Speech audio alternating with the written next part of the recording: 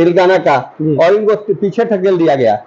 जो मुख्यमंत्री हमारे बिहार के डीएनए के बारे में सवाल उठाता है, उस मुख्यमंत्री को मालूम नहीं है कि बिहारी नहीं रहे तो आधा देश के फैक्ट्रियां बंद हो जाएगा।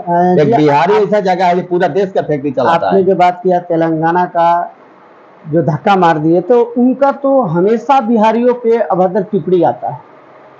फिर तेजस्वी यादव को बिहारी के बात नहीं करना चाहिए नू। तेजस्वी यादव को बिहारी की बात नहीं करना चाहिए, अति पिछड़े का बात नहीं करना, दलित का बात नहीं करना चाहिए।